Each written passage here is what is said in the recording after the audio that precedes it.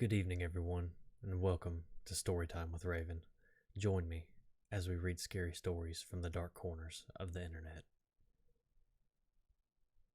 I have been a search and rescue officer for the U.S. Forest Service for a few years now, and along the way, I've seen some things I think you guys will be interested in.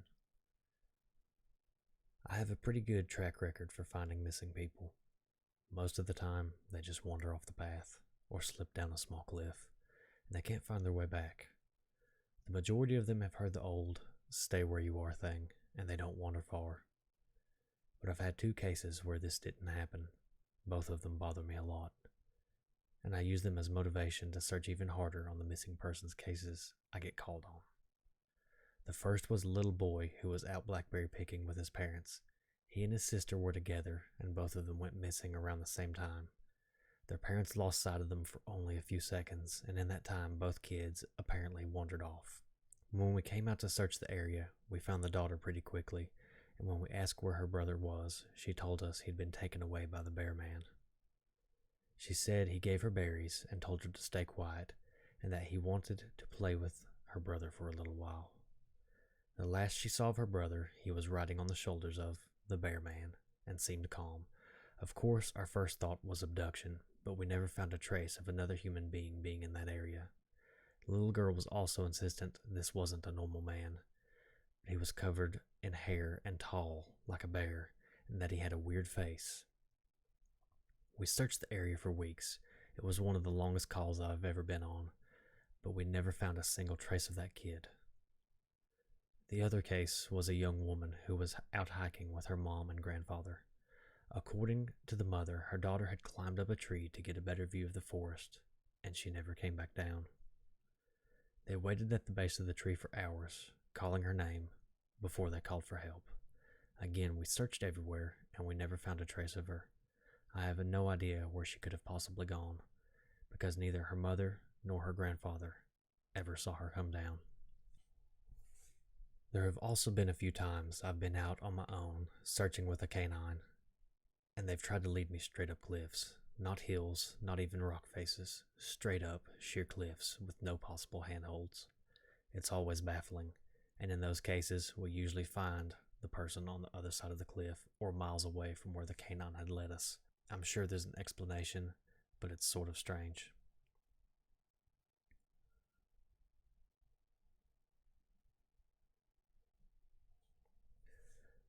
I was teamed up with another search and rescue officer because we'd received reports of bears in the area. We were looking for a guy who hadn't come home from a camping trip when he was supposed to, and we ended up having to do some serious climbing to get where we'd figured he'd be. We found him trapped in a small crevice with a broken leg. It wasn't pleasant. He'd been there for almost 2 days, and his leg was very obviously infected.